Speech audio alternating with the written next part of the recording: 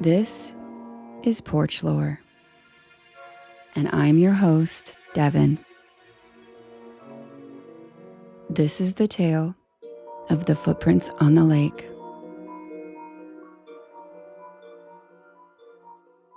The cabin sat at the edge of a frozen lake, cradled by a dense forest that seemed to stretch forever. Megan had found the place online, an old hunting lodge advertised as a peaceful winter getaway. She needed the solitude, a break from the grind of her life in Chicago. Her friend Cara had insisted on tagging along. A weekend away without Wi-Fi in the middle of nowhere? You'll thank me for keeping you company when the isolation gets to you, she teased. When they arrived, it was even more remote than Megan expected. The gravel road leading to the property was barely navigable, the trees forming a canopy so thick it blocked the pale winter sun. The lodge itself was solid but weathered, 2 stories of dark wood and narrow windows, its exterior streaked with frost. The frozen lake behind it shimmered in the fading light, like a sheet of glass. The owner, an older man named Arthur, met them in the driveway to hand over the keys. He warned them about the expected storm coming that evening. "Not unusual for this time of year," he said, his breath forming clouds in the cold air. "Just stay inside if it gets bad. The snow can come down fast out here." Megan noticed he avoided looking directly at the lake, his gaze lingering on the trees instead. She mentioned it as they unpacked, but Cara brushed it off. "Total old guy vibes," she said with a shrug. "He probably thinks the woods are haunted or something." By the time they settled in, the snow had started. The lodge was charming in its rustic way, with a stone fireplace and heavy beams overhead. The windows framed views of the lake and the encroaching forest, which seemed closer now that the light was fading. There was no cell service, of course, and the Wi-Fi was practically non-existent. Megan had prepared for that, but it still felt unsettling and took the girls some getting used to be so disconnected. The storm arrived around 9 p.m., with the wind howling like a wounded animal. They built a fire, its warmth barely cutting through the chill that seemed to seep from the walls. Megan tried to focus on the book she'd brought, but her eyes kept drifting to the windows. The snow was coming down in waves, the lake and trees disappearing into a white void.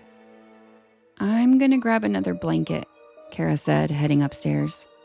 Megan sat alone, listening to the wind rattle the windows. She just couldn't shake the feeling that the lodge wasn't as empty as it seemed. She told herself it was just her imagination. Her eyes flicked to the staircase every few seconds, waiting for Cara to return. But when she finally did, something was off. Cara's face was pale. Her movements were stiff as she placed the blanket over Megan's shoulders. "There's, something weird upstairs," she said, her voice strained. Megan's heart sank. "What do you mean?" "There's a door at the end of the hall, that I didn't notice before, and it's locked, but there's something behind it." Cara hesitated, then added, "I heard scratching."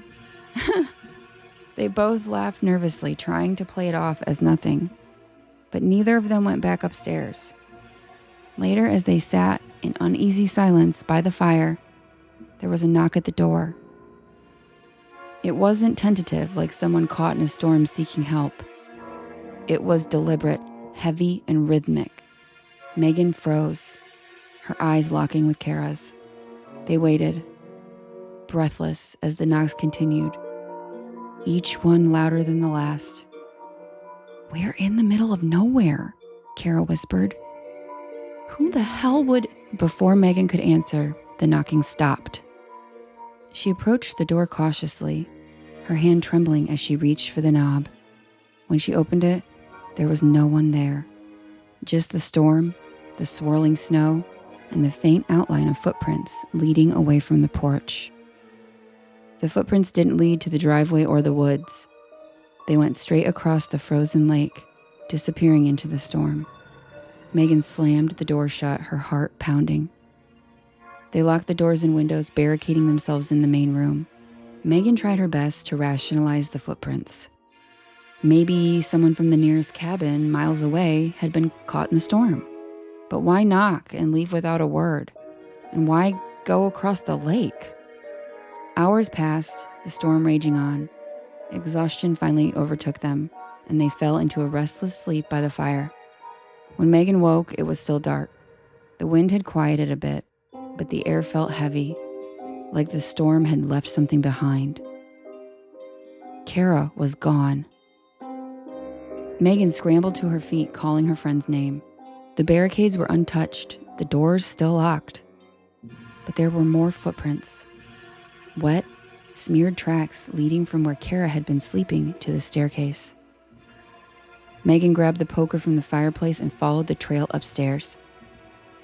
The hall was dim, the only light coming from the open hatch in the ceiling that hadn't been there before. A faint breeze drifted down, carrying the scent of something metallic and cold. "Cara?" she called, her voice barely audible. A muffled noise came from the other side of the locked door at the end of the hall. The scratching Cara had mentioned was louder now, frantic. Megan tried the knob, but it wouldn't budge. The scratching stopped. Then came a voice. It wasn't Cara's. It sounded almost human, but wrong, like someone imitating speech without understanding it. The words were garbled, but the tone was pleading and desperate. Megan backed away, her grip tightening on the poker. The footsteps came from the ceiling this time, directly above her, slow and deliberate. They moved towards the hatch. Megan looked in terror as a pale hand appeared, gripping the edge. The fingers were long and thin, the nails jagged. A face followed, emerging from the shadows. It was Cara's face, but it wasn't Cara. The eyes were too wide, the mouth stretched into a huge grin. The thing dropped from the ceiling with impossible grace, landing silently on the floor. It tilted its head as if it were studying her. Megan ran. She didn't look back as she fled down the stairs, throwing open the front door and plunging into the storm. The cold stole her breath as she stumbled toward the lake, her boots crunching through the fresh snow. The lodge disappeared behind her, swallowed by the swirling white. The ice groaned beneath her weight, a deep, resonant sound that made her hesitate. She turned back, but the thing was there, standing at the edge of the lake. It didn't follow her onto the ice. It just watched. And then it smiled. The ice cracked beneath her. Megan screamed as she fell, the freezing water engulfing her. She clawed at the edge, her fingers slipping, but something grabbed her arm and pulled her up. It was Cara, the real Cara. They didn't stop running until they reached the main road, where a snowplow driver found them hours later, half frozen and delirious. They told him about the lodge and about the thing they'd seen. He didn't say much. He just shook his head and muttered something about Frost Hollow.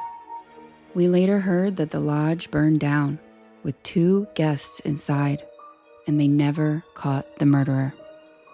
The only evidence left behind was footprints across the frozen lake.